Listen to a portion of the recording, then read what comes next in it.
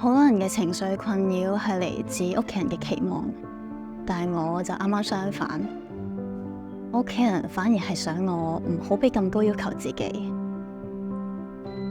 我叫阿欣，今年18歲，中4、中5喺愛爾蘭讀，返咗嚟香港之後要重新適應，加上我俾好高要求自己，所以情緒一直都好繃緊。但係我好感激有一個十分之理解我嘅媽咪。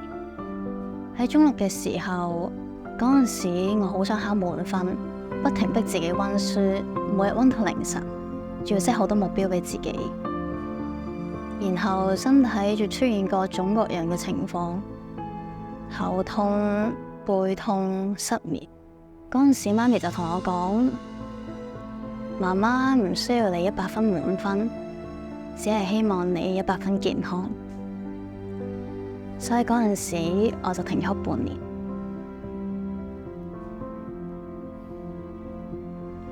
其實我喺初中嘅時候已經開始好容易焦慮同埋緊張，出街又驚會有意外發生，仲有一啲強迫嘅行為，例如會成日洗手，收成嘅手都紅晒。而到依家，我最擔心嘅係今年 DSE， 因為重讀又撞正改制，我好驚唔夠時間準備。然後我啲焦慮又開始嚟啦。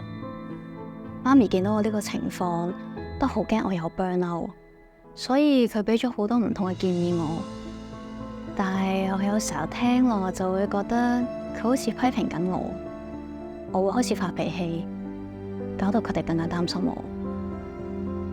其實我都明屋企人係關心我嘅，但係焦慮同強迫嘅諗法就好似寄生蟲咁樣，入咗腦就甩唔走。我都好憎有情緒病嘅自己，災難化嘅思維令到我好辛苦，不停咁樣怪自己，然後又會擔心成績唔好，將來就會玩完啦。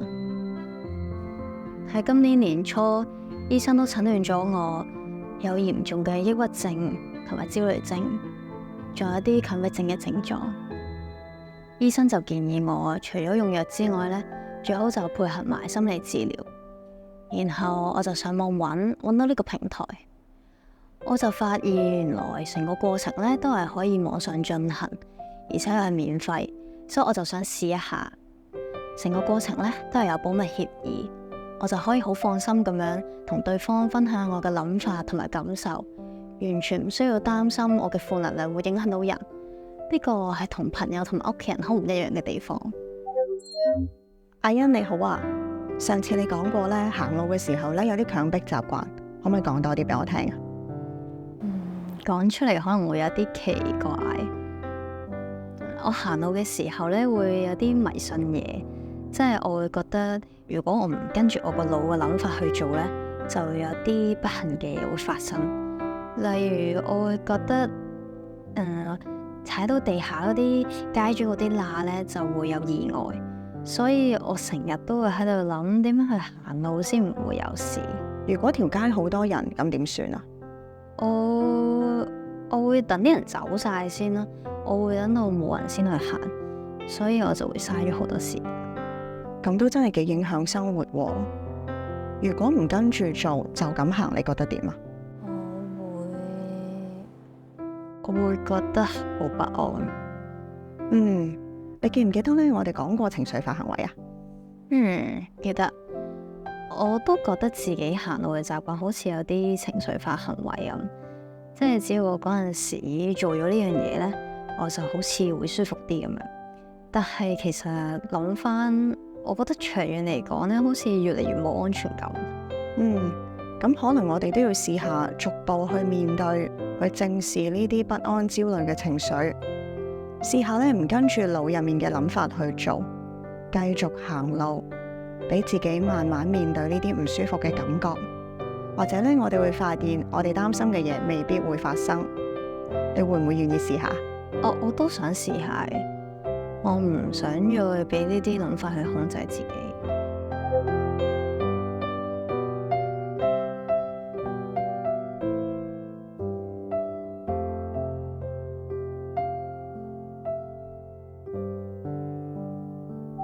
阿 Jo，我試咗啦。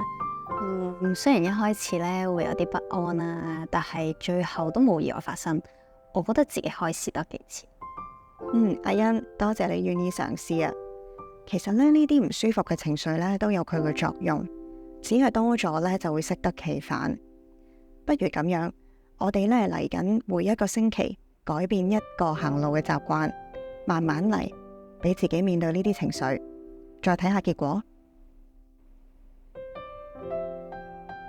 當我慢慢改變行路嘅習慣之後呢，我就覺得成個人都好似鬆咗咁。之後就發現，其實喺生活入邊有好多嘢我都控制唔到。咁，與其用一啲情緒化行為去舒緩自己嘅不安，不如我嘗試去接納一下呢啲情緒，專注當下。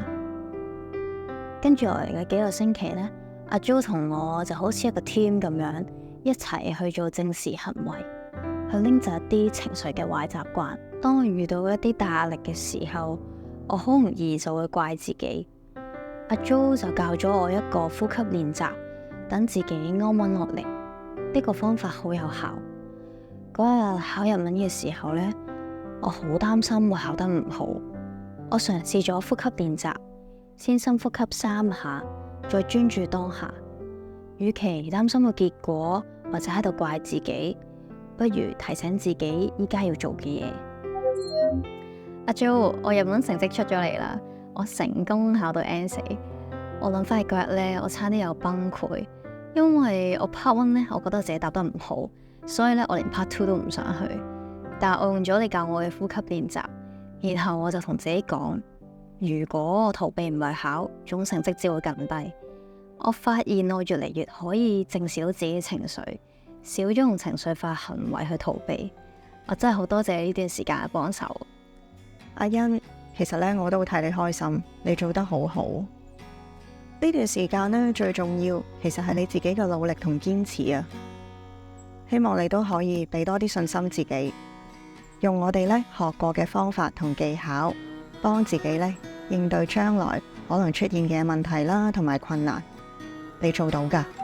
我今日喺度分享我嘅故事，係因為我覺得有好多人都同我一樣需要幫助，而我都好想同當時行完呢段好辛苦嘅路嘅自己講一聲多謝。喺度聽緊呢個故事嘅你，我覺得如果你都係行緊呢條好辛苦、好痛苦嘅路嘅時候，我都想同你哋講聲，你哋堅持到依家，其實真係好犀利。我哋都唔係完美嘅，總會有做得唔好嘅地方，但係要先肯定自己表現得好嘅地方，先可以有更加大嘅動力去改善自己。唔好太勉強自己，適當嘅休息都係重要嘅，咁樣先可以用更加健康、開心嘅方式繼續行得更遠。